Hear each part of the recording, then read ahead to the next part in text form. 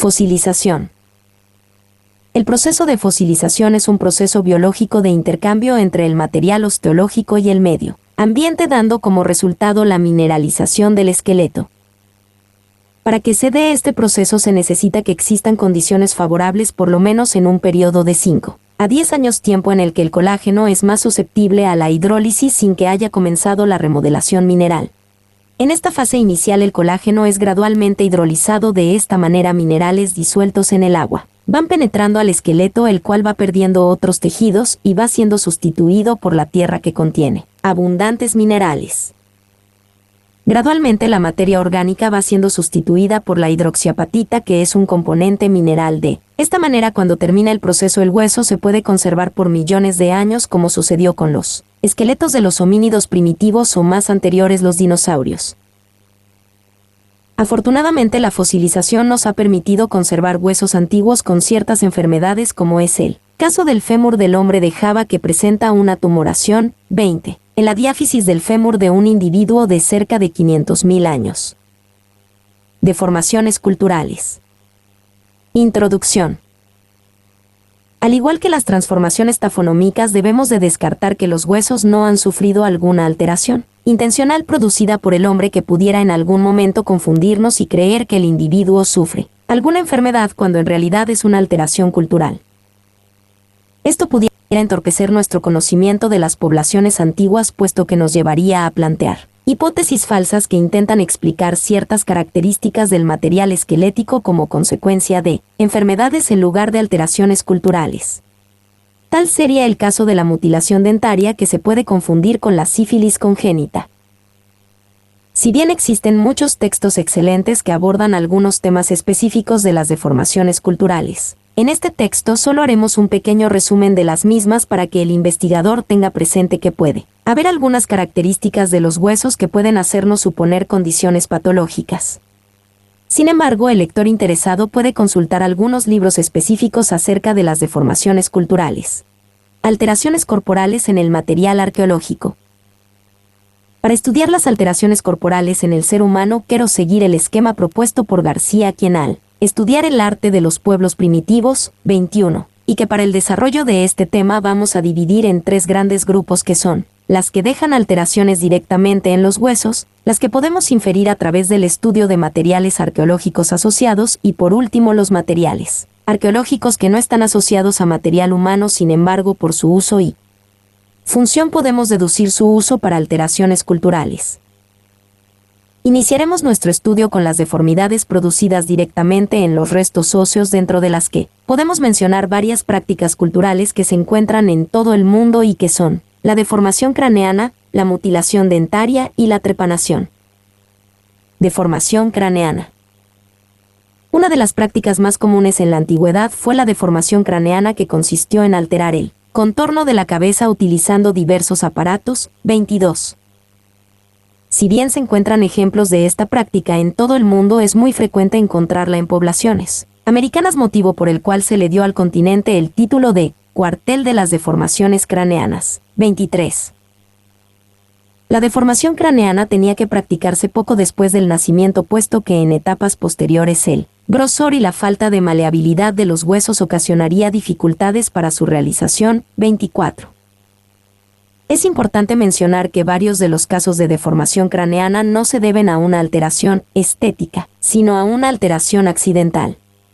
Tal es el caso de los pieles rojas. Todo el mundo ha visto la imagen de la mujer con el niño en la espalda y dentro de una cuna, sujeto por la frente con una banda. Esto producía una deformación craneana, aunque los indios no lo supieran. Existen principalmente 3 aparatos para producir la deformación craneana, que son las tablas, las vendas y las cunas. Cada uno de estos aparatos produce efectos diferentes. Las tablas producen un aplanamiento en el frontal y en el occipital. Las bandas producen una deformidad uniforme y las cunas producen en el occipital un aplanamiento, mientras en el frontal produce una depresión. Mutilación dentaria. Otra práctica cultural que se difundido por todo el mundo fue la mutilación dentaria, 25. Esta consistía en alterar el contorno de los dientes, ya sea limándolos o bien realizando incrustaciones para lo cual se utilizaban dos tipos de instrumentos: por un lado las limas para alterar los bordes de las piezas dentales y por otro los taladros de arco para realizar las horadaciones en las que se ponían las piezas a incrustar.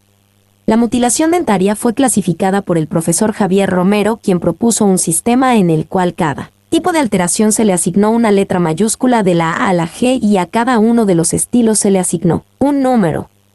Con este sistema podemos ubicar a un tipo de mutilación que el profesor nunca ha conocido.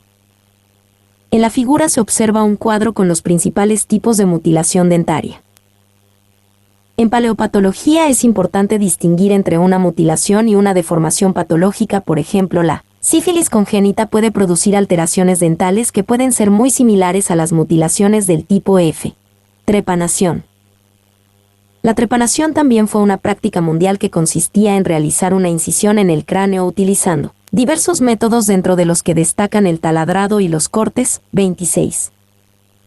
Aunque no se sabe exactamente cuál era la intención al realizar esta operación, sabemos que varios individuos sobrevivieron a ella, puesto que se han encontrado cráneos con callo óseo, que es la cicatrización de la intervención. 27.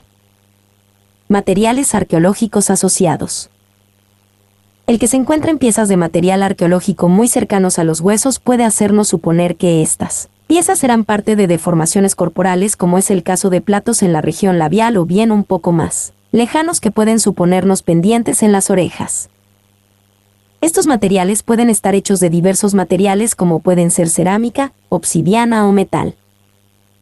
De hecho, en la actualidad en muchos grupos de jóvenes se ha puesto de moda el piercing o perforación, que consiste en insertarse piezas principalmente metálicas en diversas partes del cuerpo. Materiales arqueológicos posiblemente usados para deformar el cuerpo. El arqueólogo, al estudiar los materiales que proceden de un sitio arqueológico, estudian la forma y función de los materiales recuperados. Para determinar para qué fueron usados los objetos arqueológicos existen varios caminos. El primero es la reproducción de situaciones en base a objetos construidos de manera similar a las piezas arqueológicas. El segundo y tercero consiste en asignarles una función por medio de las descripciones históricas o por la utilización que le dan pueblos actuales a ciertos instrumentos. El encontrar un peine de tatuar o un taladro, aunque estén lejanos a restos óseos, puede hacernos suponer que eran usados para realizar deformaciones corporales. En la figura siguiente presento unos peines de tatuar que el famoso etnólogo Merdak presenta en base a su estudio de los samoanos de Polinesia en su renombrado libro Nuestros contemporáneos primitivos. Caracteres epigenéticos. Introducción. Los caracteres epigenéticos o discontinuos son una serie de variedades normales del esqueleto que mucho tiempo se consideraron patologías óseas. Sin embargo, en la actualidad se consideran por la mayoría de los investigadores como variedades de la expresión genética.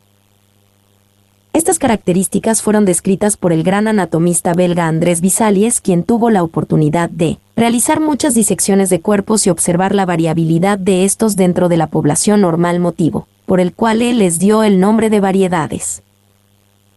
Como es lógico, a pesar de su genialidad, faltaban muchos elementos para que pudiera hablarse de caracteres epigenéticos y tuvieron que pasar varios siglos para que en Estados Unidos, a principios de los años 60, Berry y Berry sistematizaran el estudio de estas características en el cráneo. 28, y a principio de la siguiente década Finnegan empezara a estudiar el esqueleto postcraneano. En últimas fechas, un grupo de investigadores creemos que algunos de estos caracteres obedecen más a factores mecánicos que genéticos, lo cual implicaría tal vez que la alta frecuencia de algunas características en poblaciones determinadas se debe a que en algunas comunidades se dedicaban principalmente a una actividad que producía con el tiempo una deformación ocupacional. 29. Como ocurre en algunas comunidades actuales, como es la ciudad de Santa Clara en México, donde la mayoría de los habitantes se dedican a la producción del cobre.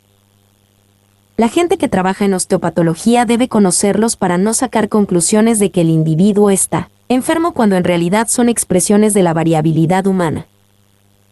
En este capítulo revisaremos de manera breve los principales caracteres discontinuos en sentido cefalocaudal, y si el lector se interesa en este tema puede encontrar en la bibliografía algunos textos de la bibliografía, como el de Salas 1977, Braswell 1987 o Lagunas 2007. Caracteres epigenéticos en el cráneo. Los caracteres epigenéticos se pueden agrupar para Vargas en 4 grupos que son las variantes de las suturas, variantes de los orificios y canales, variantes hipostóticas y las variantes hiperostóticas, 30. Las variedades de las suturas consisten básicamente en la presencia de suturas que por lo común no existen. Se trata de aquellas que se conservan abiertas en el individuo adulto, cuando en la mayoría de los casos deberían de haberse fusionado. Para hablar de las variantes de las suturas tenemos que recordar, aunque sea de manera muy breve, las características del cráneo del recién nacido y hasta unos cuantos años de edad, así como de su desarrollo.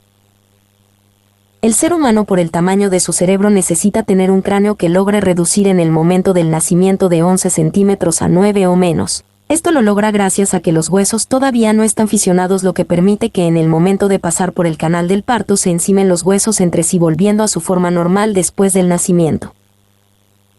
Esto es posible por unos espacios cartilaginosos entre los huesos conocidos como fontanelas que, al no ser óseas, se pueden comprimir al pasar el producto por el canal de parto. 31. Estas son 5: 2 centrales, la anterior con forma de rombo localizada entre los frontales y los parietales, la posterior entre estos y el occipital, las etmoidales y las esfenoidales. Otra peculiaridad del cráneo neonatal es que la mandíbula en ese momento está formada por 2 mitades que todavía no se fusionan, al igual que carece de dientes. Empezaremos nuestro estudio con las anormalidades producidas por las fontanelas que Prives, 32, propone que se fusionan a edades determinadas. Quiero hacer notar que si bien todas las fontanelas pueden convertirse en caracteres epigenéticos, en este grupo también existen otras variedades de las suturas que no tienen nada que ver con las fontanelas. 33. El hueso fontanelar brigmático se produce en el lugar que ocupa la fontanela anterior y para Prives y colaboradores desaparece a los 2 años por lo común. El hueso fontanelar lambático se localiza en el lugar que ocupa la fontanela posterior y para Prives esta fontanela desaparece a los 2 meses de vida. Este hueso mucho tiempo fue llamado hueso incaico porque se creyó que era exclusivo de los antiguos pobladores de Perú, pero a últimas fechas se ha demostrado que no es exclusivo de la población peruana, sino que es una variante discontinua como las demás Braswell. 34. Los huesos fontanelares astéricos se forman en el lugar que ocupa la fontanela mastoidea. Para Prives esta fontanela desaparece por lo común a los 2 o 3 meses de vida.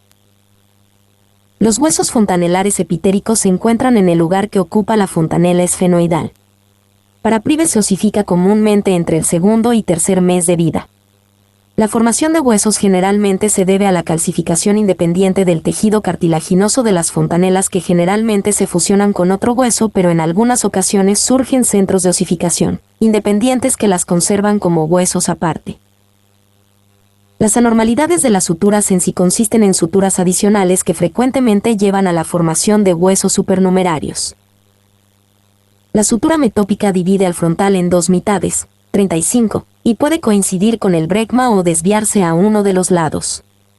Esta sutura desaparece frecuentemente a los 6 años, 36. El os japanicum o hueso japonés consiste en suturas adicionales en el arco cigomático. Al igual que el hueso incaico, se creyó que era privativo de la población japonesa, como la atestigua Braswell. 37. Los huesos borneanos en las diversas suturas consisten en centros de osificación independientes sobre el trayecto de alguna de las suturas, por lo cual se producen huesos independientes sobre las suturas. La sutura infraorbitaria, cuando aparece, divide al frontal y al maxilar. Las variedades de orificios y canales pueden consistir en la duplicación de orificios o canales o la falta de formación de los mismos. Las variantes hipostóticas son alteraciones en el desarrollo del cráneo que permite la conservación de rasgos infantiles en los individuos adultos. Las variantes hiperostóticas consisten en calcificaciones de algunas regiones del cráneo que generalmente no están calcificadas, como es el caso de los denominados TORs. TOR supraorbitario, que son prolongaciones óseas a partir del entrecejo. El segundo y el tercer TOR son excrescencias óseas en la cara lingual tanto del maxilar como de la mandíbula. El último TORS es el TORS auditivo, que se caracteriza por un reborde óseo en el oído. En la figura siguiente presento un resumen de los principales caracteres epigenéticos en el cráneo.